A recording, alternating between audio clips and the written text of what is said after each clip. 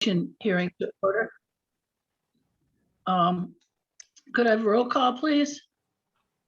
Seth Seth? Burdick, Prudential Committee. Charlie? Charlie Yeager, clerk. Fran Parks Prudential Committee. I'm going to pass on the Pledge of Allegiance. We have no flag today. Is there any public comment?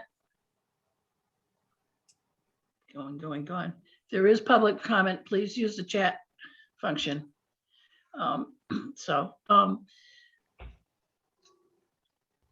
We need to open a motion to open the 2022 tax classification hearing for the Katuitt Fire District. So moved. Is there a second? I second. All those in favor? Aye. Aye. Okay. Thank you, Mr. Partridge. I think we're all set for you now. Terrific. Great. Well, thank you, and glad to see you all. Would have been nice to be in person, but I understand the constraints with Zoom, so that's fine. So I have a very short PowerPoint presentation, just outlining some of the changes that we've made in values and your tax that your district is going to have, and then you have to make a vote at the end. So we can just kind of go through these. So the first, oh, that's interesting. It's not moving. There we go. So this is your new values with LA4. Sorry, it's a little small, but your total value, real and personal property, is $1,778,302,040. This is on Gateway. You all have access to Gateway. You can go on and look at it if you'd like. You can't quite read that. Here's your values broken down by the 4 classes of value: residential, commercial, industrial, and personal property. You can see a change from last year's values to this year's proposed values. And we have basically a 10% increase in residential, 0.28% in commercial. That was actually negative. No change in industrial, and personal properties up 4.56. So it averages out in your whole district about 9.81% increase. Here's how it would come out in your tax base. So value divided by your levy amounts comes up with a tax rate of $1.70. Last year you had $1.94, and that kind of makes sense because we upped the values. You've changed your levy amount a little bit, so it does make sense to where that number is at $1.70 coming down. We can get into some split rates and what split rates do. So if we take this, and I did this out by 5% intervals, so you can split your rate between commercial and residential and commercial, industrial, personal property. And you can see that a change in the residential is very, very small. Even at the maximum at 150 shift, you only save 2 cents on the tax rate. Yet you can see that the commercial goes to $2.55. Significant difference to them, but it only shifts about $37,000 away from residential to the commercial industrial. The split tax rate law was actually written by the city of Boston, and they wanted a 60-40 split. So since yours is really 97.3, it just doesn't work for you. But I'll show you a little bit. This is your average single family tax bill at $1.70 will be $1,297. If you shifted to the max, it would be $1,186.84, or an average savings of $14. So in contrast, the commercial rate, if you shifted this, their average tax will be $936 normally. If you shifted to the max, it would be $1,404, or a $468 increase on that average commercial tax bill.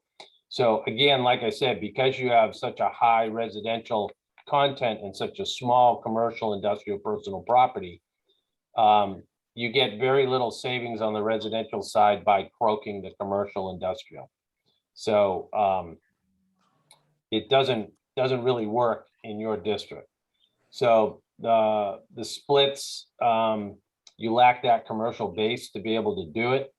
What you need to decide is, do you keep the rate unified, or do you split the rate? I think there's pretty good compelling evidence not to do it, but that's not my decision, that's yours. So if you want to keep the rate the way it is, with everybody paying the same rate, commercial, industrial, residential, you would vote a residential factor of 1. I'm sure you're all familiar with this, but I kind of would spell it out a little bit there. So that's all I have to tell you. If you have any questions, I'd be glad to answer them. And if you do want to look at different splits, we can do that too. Seth, do you have any questions? No, I don't. I have a question. Does the commercial factor, does that affect home businesses? Like an Yes, accountant or? It would if they have personal property, yes. So if they have a personal property account, it definitely would affect them, yes. Oh, okay, all right. Not all, we don't really chase after the home offices. So like, especially nowadays with everybody working from home.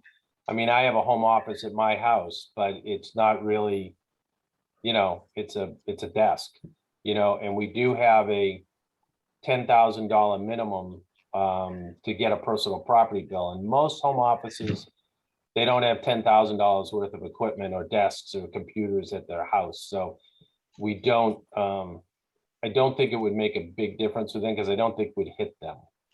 But it would hurt your small, small commercial, retail stores and things like that. And they have taken a pretty good hit with COVID, and then to add on to them after that is kind of cruel, I think. So just my opinion. Okay, thanks.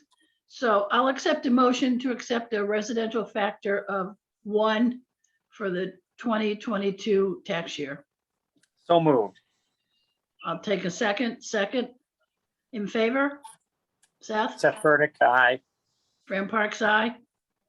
Thank you. And Excuse me, Fran, there is a chat that came in from Cynthia, and she wanted to know if she could have her public comment at the end. yes, she may have her public comment at the end. Please keep it brief.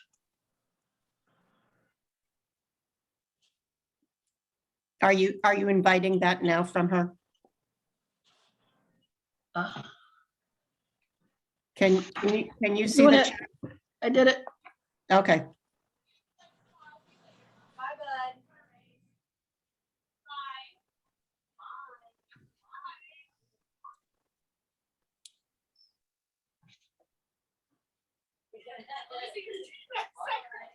Mrs. Gardner?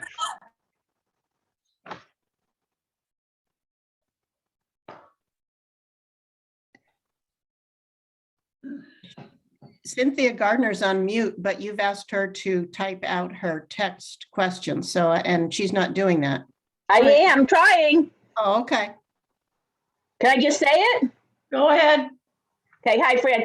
Hi, I was wondering if the Prudential Committee could update the website page and, like the water commissioners and the fire commissioners, make sure each of the elected officials have a phone number that we can reach them, not the number that's on there now that goes to a voicemail. I think we should be able to contact our elected officials.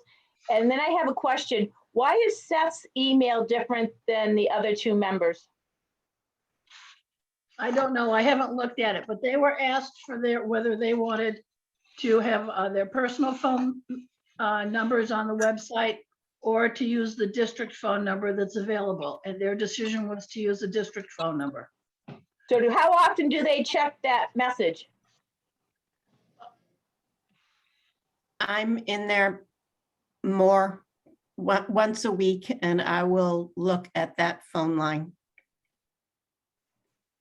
Okay, I just find that very disheartening that we have 9 elected officials and only 2 of them being our Prudential Committee don't have their phone numbers published. Thank you. Okay. So I'll accept a motion to adjourn. I move to adjourn. I second that. All those in favor, Seth? Aye. Fran? Aye. Thank you. Thank you, Mr. Partridge, very much. Thank you. Yes, thank you. Bye-bye. Thanks very much. Bye-bye. See you later. Bye, Charlie.